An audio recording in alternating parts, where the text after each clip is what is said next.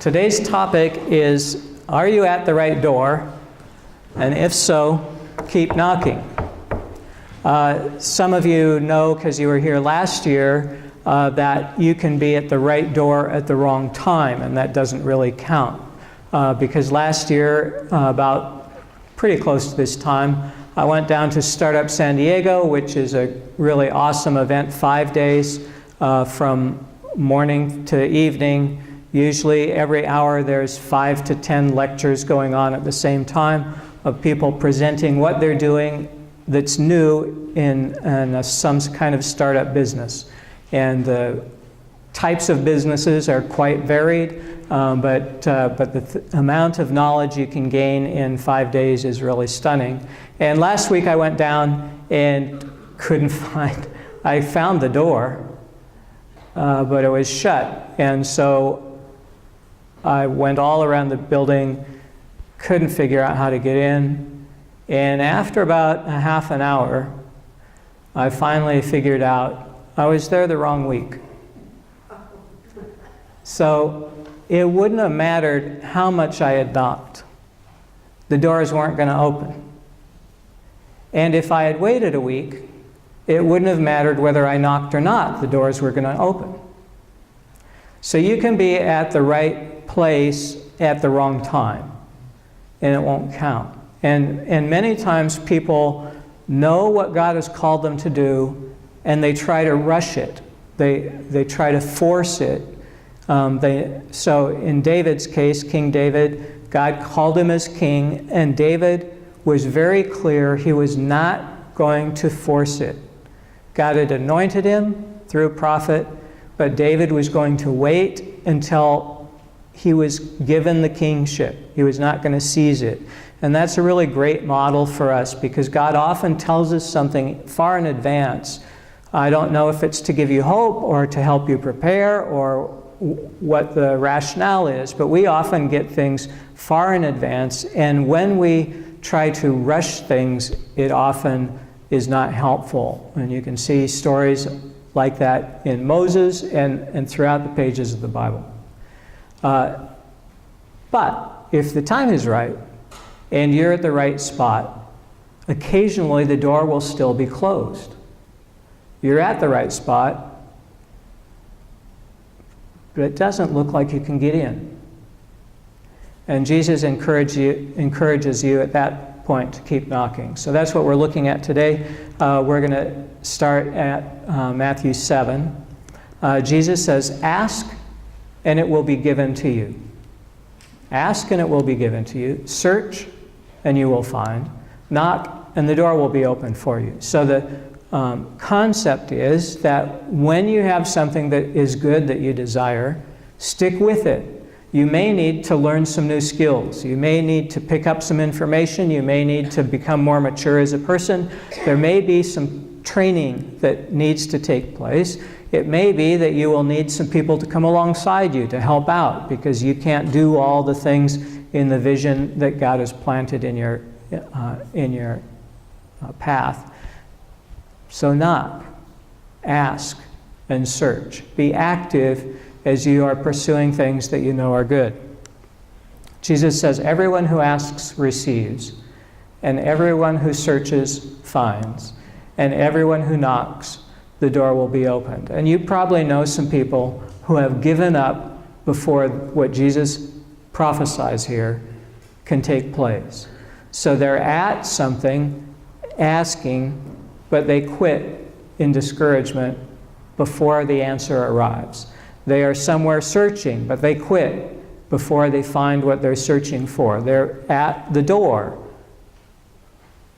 Maybe they knock once, maybe they knock a few times, but they give up before the door opens. We're going to look at a story in Acts 12. If you've got your Bible, it's towards the back.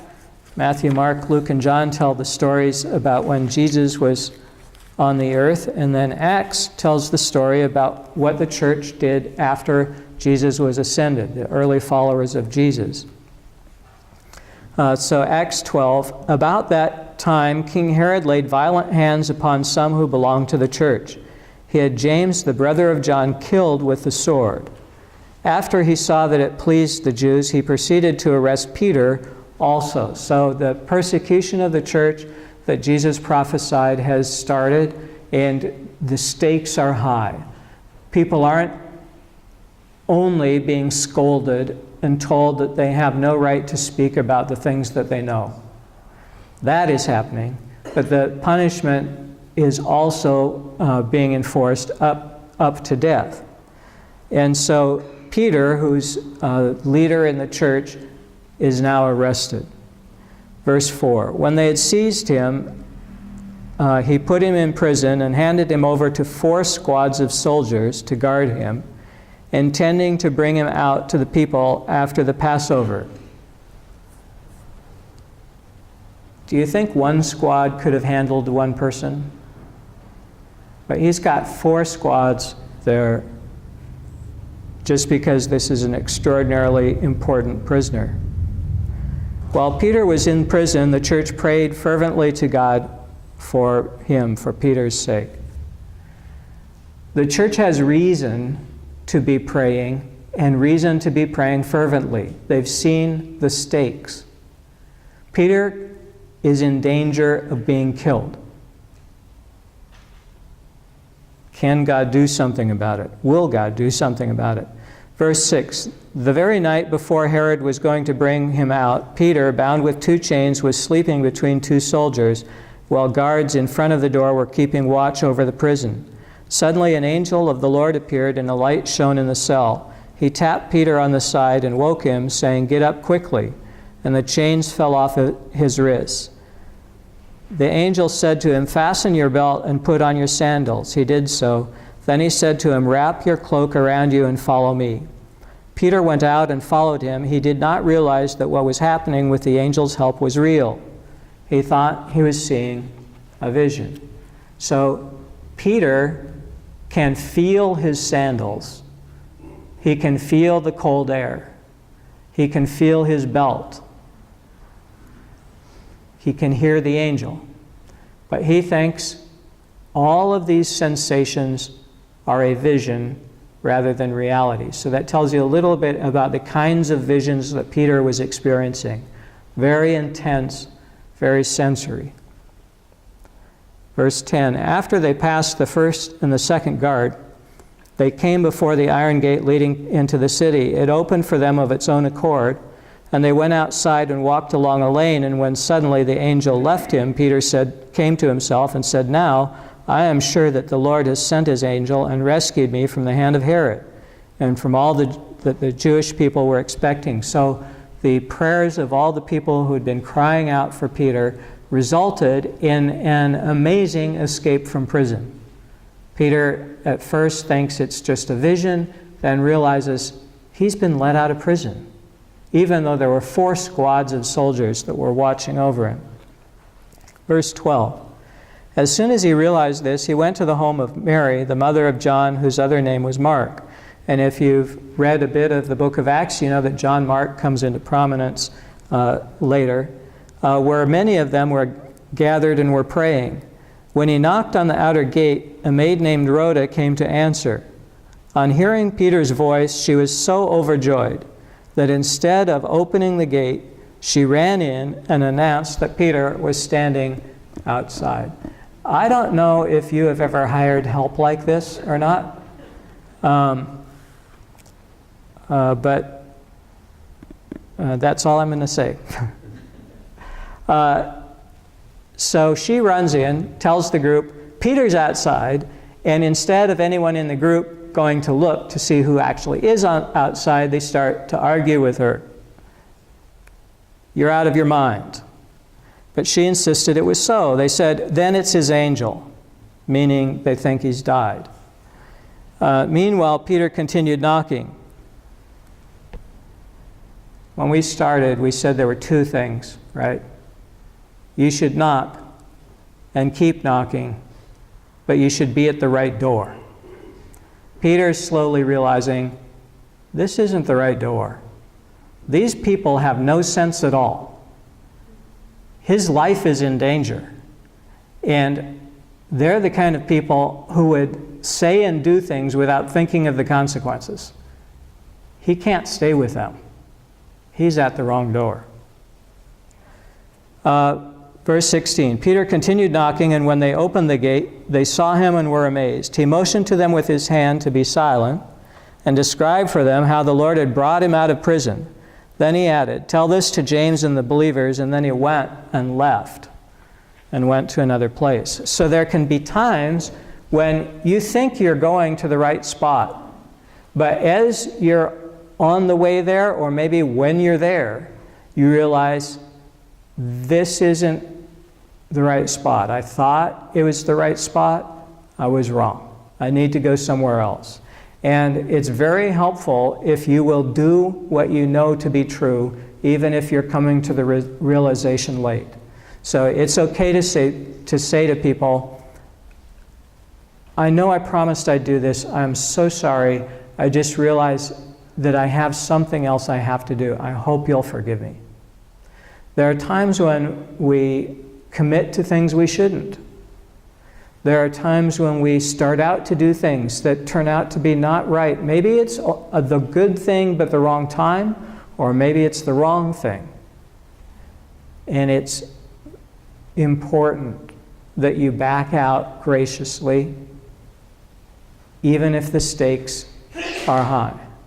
I know of more than one person who recognized on the day of the wedding that it was a mistake, but they went through with it and regretted that, in one case for more than 12 years, before there was a solution. When this person, this has happened more than once, but in one of the cases the person was asked, why didn't you do something? And the person said, I knew like a week before, but all the invitations had gone out. My friends and family were coming. What could I say? Now, if the person at that point had got to see a movie or a video of the 12 years that were coming up, they probably could have had the courage in the week before to say, I'm so sorry, I've made a mistake. This is a little tricky because a lot of people get nervous on the day of their wedding, right? Or just during the engagement period. But if you know something is not right, it is helpful to let it go and to not persist. So knocking at the wrong door can produce results that you don't want. When Jesus says knock and keep knocking, he's not saying that you should knock at doors that are bad for you. So sometimes people are knocking at the door of despair. You don't want to stay there knocking, because eventually someone's going to open that door. If you keep knocking on the door of despair, it will open for you. And you won't be happy about the result. I talked to someone this week who is caught in a situation where things are happening that are quite unfair. And he has a chance to be knocking on this door, on the door of despair, that this will never become better, this is hopeless, things will never change. If you keep knocking at that door, it will open. You can also knock at the door of envy. I want what they have. I'm so mad that they have something that I don't, or something better than me, or however envy manifests for you. If you keep knocking at that door, a lot of times God's mercy will have that door closed for you, at least at the beginning. But if you keep knocking, it'll open. And you will not find your life enriched by what happens when that door fully opens. You can knock at the door of greed or resentment, and you can see that this list could grow quite long, that there are lots of doors that we can knock at that it would be far better if we walked away. Don't stay there. If you're in this neighborhood, you might think, it'll take me forever to get out of this neighborhood. How am I going to find God's door in the neighborhood where all I can see are envy and despair, resentment, greed? You might be under the impression that in a particular state of mind that you'll never be able to find God's door in that neighborhood. But that's not the case. God says, God's Word says that it doesn't matter where you are, you can always find a way out, that there is always God's door in every neighborhood. Now, the neighborhood may be, the doors that are most obvious in the neighborhood may all be bad. You can get into the wrong neighborhood where there are a dozen wrong choices, all of them with easy access. But there will still be, even in that neighborhood, the door that allows you an escape into something far better for you. Romans 10:6. Romans is the book after Acts. So if you were in Acts with us, all you have to do is turn a few pages. You'll be at Romans 10.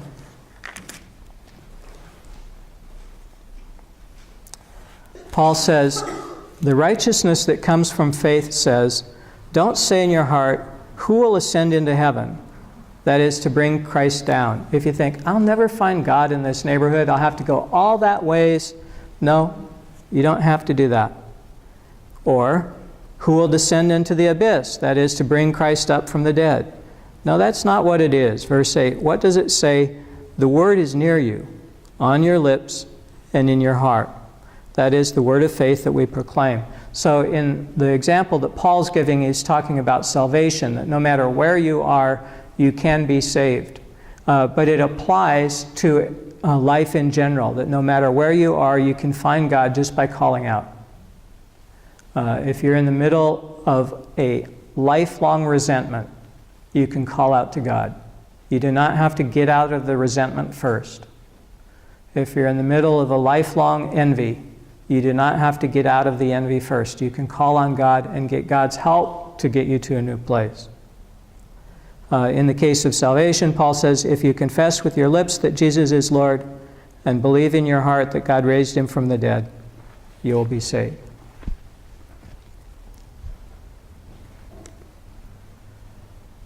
If you're at the right door and it's the right time, it will sometimes be closed. And some of the ways that that you can keep knocking, maybe you do some research, maybe you find out what people have done, what you're hoping to do, how they did it, but keep knocking and asking. Don't give up just because it looks closed to you. Questions? All right, why don't you stand and we'll pray.